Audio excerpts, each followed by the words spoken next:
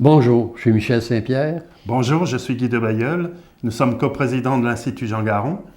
40 ans après l'adoption de la loi sur la protection du territoire et des activités agricoles, l'Institut Jean Garon a trouvé important de jeter un regard sur l'avenir. Notre comité scientifique a identifié un certain nombre de personnes qui, par leur expérience ou par leur réflexion, illustrent un ou plusieurs des enjeux associés à la mise en œuvre de cette loi. C'est ce que vous pourrez voir dans cette autre entrevue de la Commission Saint-Pierre de Bailleul. Bon visionnement. Bonjour et bienvenue à cette autre entrevue de la Commission Saint-Pierre de Bailleul. Nous sommes accueillis aujourd'hui à la ferme aux Petits Oignons, dans la région de Mont-Tremblant. Et cette ferme est exploitée par Véronique Bouchard et François Handfield. Merci Madame Bouchard de nous accueillir. C'est un plaisir. Alors je pense que votre expérience illustre plusieurs des défis que des jeunes ont à relever lorsqu'ils ont envie de s'installer en agriculture, et c'est ce qu'on aura l'occasion d'aborder avec vous. Mais auparavant, j'aimerais bien que vous nous parliez un peu de votre propre cheminement, vos études, qu'est-ce qui vous a amené en fait finalement à vous intéresser à un projet en agriculture. Bien, je me suis intéressée à l'agriculture un peu par l'alimentation, l'environnement, puis bon, j'ai entamé des études en agronomie à l'Université Laval, puis après la première année, il y a le stage en entreprise agricole que j'ai fait en France sur une ferme très diversifiée en Alsace qui faisait de la vente au marché, à la ferme. Et puis là, j'ai vraiment eu un coup de cœur pour le mode de vie agricole, puis aussi cette agriculture de proximité qui, à l'époque, était très peu développée au Québec, que je connaissais pas du tout. Tu sais, il y avait le marché à Québec, mais c'était beaucoup de la revente, c'était pas vraiment le producteur qui était derrière l'étal. Fait, toute la découverte de cette culture-là, là, ça a été la première étincelle.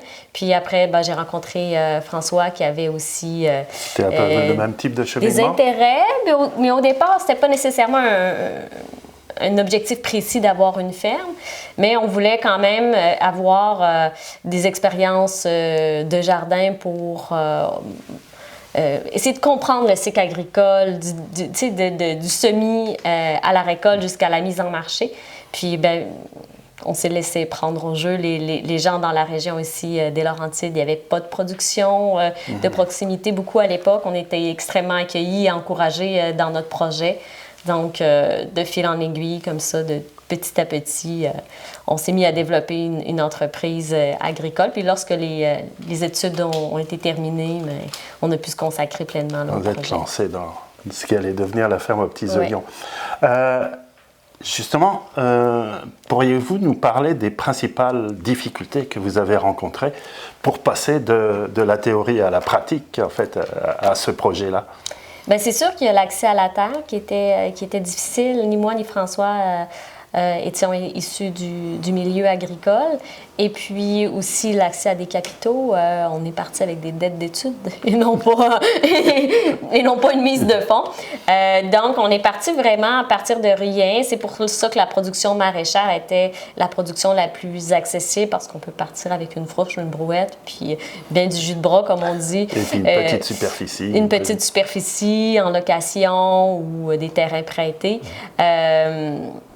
Puis, ben, je dirais qu'au début aussi, il y a eu une autre difficulté, c'était la crédibilité aussi. À l'époque, il y avait beaucoup moins de fermes de petite surface.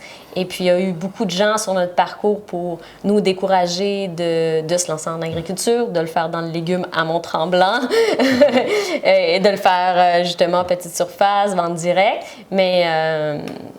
Mais finalement, bon, on a démontré que c'était possible de le faire. Mais vous êtes tombé sur un propriétaire qui, lui aussi, avait envie que sa terre ne parte pas forcément à des gentleman farmers ou des... Bien, en fait, on a cultivé sur des terres louées d'un organisme à but non lucratif et sur des terres aussi de gentleman farmer au départ. Ouais. Et puis, à force de cogner à des portes pour essayer de trouver une terre, ben c'est là que Carmel Gauthier, qui était agriculteur à la retraite, son fils prenait la relève de l'entreprise, à force de voir qu'il y avait personne qui voulait nous vendre une parcelle de terre, Il en a parlé avec son fils, Carmel, puis on dit, OK, ben, on va accepter de leur vendre une parcelle. Ça, c'était un petit peu l'aspect désolant, parce qu'il y a tellement de terres inutilisées en friche dans les régions. Mais dans la région, ici, les gens achètent ces fermes-là pour la beauté du paysage et ne veulent pas avoir de jeunes agriculteurs sur leur terrain. Ils veulent leur tranquillité. Donc, il y a juste un agriculteur qui a finalement compris notre réalité et qui a voulu nous aider. Puis c'est grâce à Carmel Gauthier qu'on a pu avoir accès à la terre. Il y a une partie du territoire qui est protégée, du territoire agricole, mais protégée pour la satisfaction d'un paysage plus que pour la production. Puis encore, à force de ne plus cultiver ces terres-là, elles deviennent en friche. Et puis là, ça devient plus facile de dézoner des zones qui sont dévitalisées. Puis c'est comme ça qu'on a réussi à faire gagner notre point à la Commission de protection du territoire agricole. C'est en disant que finalement, la loi, dans le contexte actuel, ne permettait plus de protéger les terres dans notre secteur, ici à Mont-Tremblant, où il y a énormément de gentleman farmers et d'accaparement des terres. Puis que la meilleure façon de protéger la terre agricole, c'était de conserver son dynamisme, donc de la cultiver. Puis bon, on a réussi à faire valoir notre point et à créer ce précédent-là qui a aussi permis à d'autres, par la suite, de s'établir par morcellement, basé sur le même modèle que nous. Mais ça a été une petite bataille, alors. Oui, c'est sûr. On savait qu'il y avait cet enjeu-là de créer un précédent. Et c'est pour ça que la commission était frileuse. Mais bon, j'ai pris la loi, chacun des articles, et j'ai développé un argumentaire basé sur chacun des articles de la loi. Puis finalement, les commissaires ont bien compris que notre objectif était aussi la protection du territoire agricole, que finalement notre projet allait, et que plusieurs projets comme ça pourraient contribuer à la protection du territoire agricole. Puis le contexte, depuis que la loi a été écrite, a bien changé. À l'époque, les agriculteurs avaient encore les moyens de s'acheter de la terre. Là, on vient de franchir un point dans plusieurs régions où l'activité agricole ne permettra pas de payer la terre. Oui. Donc, c'est un problème. Et où en est votre projet maintenant, du point de vue de son importance, des activités que vous ayez réalisées? Bien, je pense que là, dans les dernières années, on a réussi à monter toute la crédibilité, la solidité du projet. Et on a travaillé vraiment très fort à monter cette entreprise-là. Puis là, je pense qu'on est dans une étape où on veut vraiment pas juste arriver de dire qu'on en vit, parce que la question qu'on se fait souvent poser, est-ce que vous arrivez à en vivre? C'est le premier défi.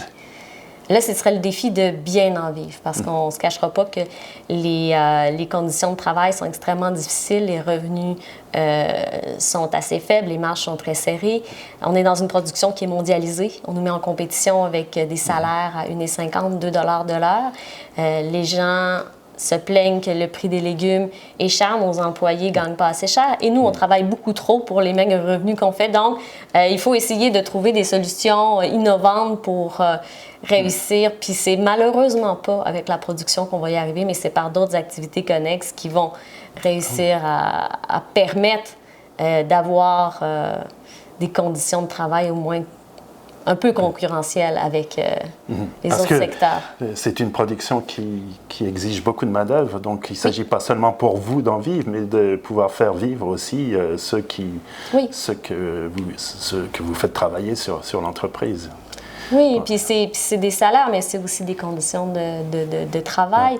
On peut faire venir des Guatémaltèques, des Mexicains pour abattre de l'ouvrage, mais je pense qu'il y a d'autres façons de faire. Puis c'est là-dessus qu'on essaie de travailler. Mais je pense qu'il faut qu'il y ait aussi une certaine prise de conscience. Là, l'agriculture de proximité commence à être de plus en plus connue. Les gens veulent manger locaux, mais il faut que les gens acceptent de payer le prix, puis qu'ils soient conscients que le problème, c'est pas le prix des aliments locaux, c'est le prix des aliments importés. Il est là le problème. Parce que ce prix-là cache une exploitation humaine, une exploitation de ressources qui est non soutenable, qui est non durable, qui n'est pas éthique non plus. Bon, vous avez évoqué la question de l'accès à la terre. Là, vous êtes propriétaire des terres que vous cultivez. On sait que quelquefois, c'est un défi énorme pour des jeunes de devoir investir dans l'achat de la terre. d'obtenir le financement, etc. Oui. Est-ce que des formules de location qui offriraient des garanties en termes de durée du prêt, puis aussi de modération dans le tarif à payer, ça pourrait constituer une alternative pour certains? Ça peut constituer une alternative. Je trouve que c'est une triste alternative. J'ai l'impression qu'on revient à l'époque des seigneuries où les riches possèdent la terre et les agriculteurs n'ont plus les moyens de posséder la terre qu'ils cultivent. Il y a un aspect, je trouve, de fierté, de dignité pour l'avoir fait, cultiver sur la terre des riches en location. On ne s'investit pas du tout de la même façon que si c'est notre propre terre. Puis je ne suis pas sûre que sur une terre en location, j'aurais planté une haie brise-vent avec des chênes. Cette vision à long terme-là, cette façon de prendre soin de la terre, si on est propriétaire ou on est en location, c'est pas du tout la même chose. Puis je pense qu'il faut réaliser que c'est un métier extrêmement difficile. Puis pour moi, la moindre des choses, c'était d'être propriétaire de mon lopin de terre. Et je trouve vraiment dommage qu'on en soit rendu à envisager que ce ne soit que la seule option possible. Moi, j'en vois plein d'autres options possibles. Il y a des châteaux qui se sont construits en zone agricole. Ce sera impossible de rentabiliser la vente d'une terre avec un château dessus en faisant de l'activité agricole. Ce qu'on pourrait faire, c'est peut-être dire, on morcelle la terre, et puis, ce qui est séparé, c'est protégé à perpétuité par une fiducie où là, on cultiverait sur une terre en location, mais qui n'appartient pas à un riche propriétaire, mais qui appartient à un organisme comme, par exemple, Protecterre, qui est donc, des organismes de fiducie. Oui. Moi, j'aurais accepté, je pense, de cultiver la terre de quelqu'un d'autre si ça avait été un organisme à but non lucratif, avec une mission sociale, une mission écologique. Mais le faire pour un riche individu qui n'est que propriétaire, non, j'aurais fait un autre métier. Et quelles seraient les recommandations que vous seriez ou que vous êtes éventuellement amené à faire à des jeunes lorsqu'ils manifestent des intérêts un peu comme les vôtres? On a été approchés par énormément de jeunes qui se démarrent et qui veulent se démarrer selon notre modèle d'établissement, c'est-à-dire acheter une petite portion de terre puis y construire ses installations à partir de zéro. On sent qu'il y a de l'ouverture pour ce genre de projet-là. Souvent, les conseils que je vais donner, c'est d'être certain de ne pas s'embarquer dans des locations à court terme ou d'être mal préparé. Puis ce qu'on voit souvent, c'est que les gens vont dire « Viens t'installer chez moi, viens cultiver ma terre, puis dans quelques années, quand tu auras les moyens, tu vas me l'acheter. » Mais là, pendant ces années-là, le jeune a ajouté de la valeur à la terre et doit se racheter la valeur qu'il a lui-même. Oui. Donc, c'est important d'avoir des bonnes clauses où le prix de vente est déterminé à l'avance, où on peut dire oui, il y a un 5 ans de location, mais au bout de 5 ans, c'est à l'année 1 qu'on avait établi le prix de vente. C'est pas après 5 ans. Puis je vois beaucoup là, de jeunes qui veulent s'embarquer dans des contrats de location où je sens qu'ils se mettent en position là, de précaire parce que bon, ils sont motivés, ils veulent faire leurs preuves et tout, mais il faut penser après avoir investi tout, parce que dans les premières années, on investit énormément de son temps, de sa santé parfois, donc on ne peut pas après ça avoir à payer ce qu'on a investi de nous-mêmes. Là. Et si vous tournez vers les organismes de décideurs, je pense au MAPAC, à la CPTAQ, à la financière agricole, quelles seraient les attentes aussi que vous seriez tenté d'exprimer?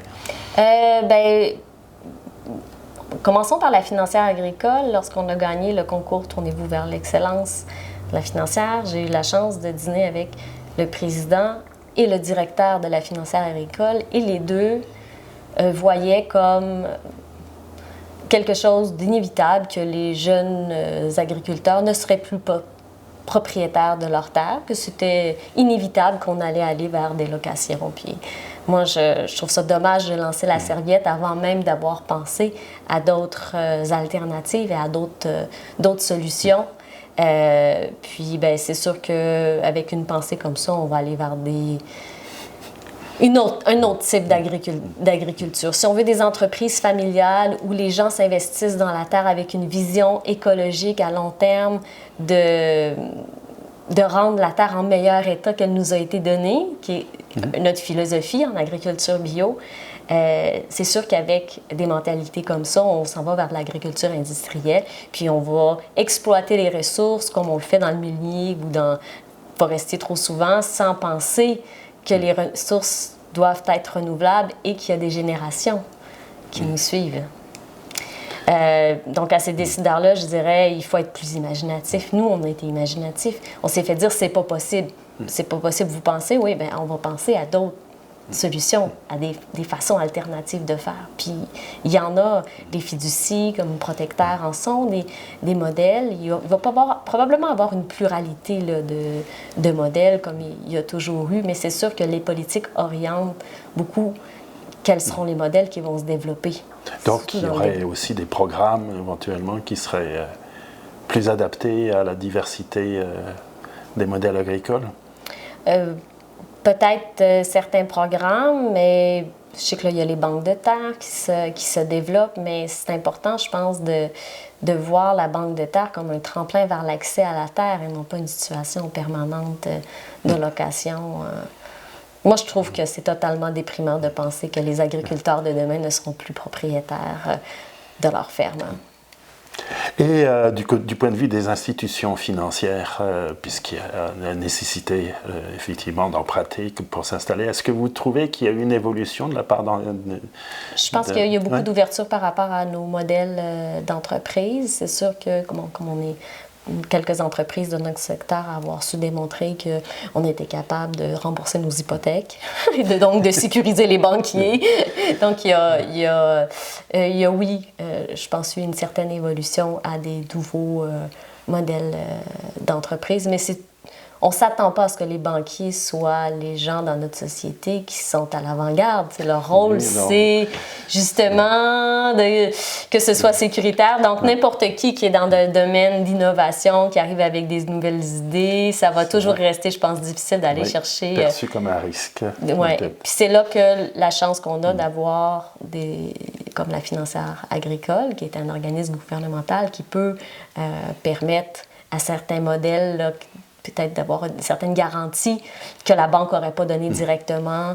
Donc, c'est important peut-être de garder en tête que la financière doit aussi avoir ce rôle-là, d'orienter le développement, pas juste parce que je trouve souvent qu'à la Financière agricole, on a quand même une mentalité de banquier, mais de ne pas juste se restreindre à c'est quoi la garantie puis c'est quoi qu'on va pouvoir saisir si ça va mal comme actif. Je sais que c'est ça leur angle de vue, mais de voir aussi que ça peut être une organisation qui peut orienter l'agriculture de demain en fonction de ce que la population québécoise veut comme agriculture de demain aussi, en fonction de nos visées sociétales, environnementales. Et quand on regarde le paysage autour de nous, on pourrait avoir l'impression qu'il y a encore de la place pour d'autres jeunes agriculteurs pour qu'ils s'installent. Qu'en pensez-vous? Certainement qu'il y aurait de la place, mais c'est là aussi où il faut que les gens soient prêts à payer le prix. Parce qu'une agriculture, des produits ici, dans nos conditions climatiques, avec les conditions de travail, donc tous les programmes sociaux, les salaires minimums, forcément, c'est beaucoup plus coûteux que d'importer des produits de pays où les normes environnementales, les normes de travail, de santé, sécurité sont pas les mêmes ou souvent carrément inexistantes. Donc, je dirais que la place, oui, la place, le terrain est là. C'est juste qu'avec la mondialisation de l'alimentation, on n'a pas l'avantage comparatif, comme ils vont nous dire dans les cours d'économie. Bon, je vous remercie beaucoup pour nous avoir accueillis et avoir répondu à ces questions. Et c'était ce qui clôt donc une autre entrevue de la commission Saint-Pierre de Bailleul.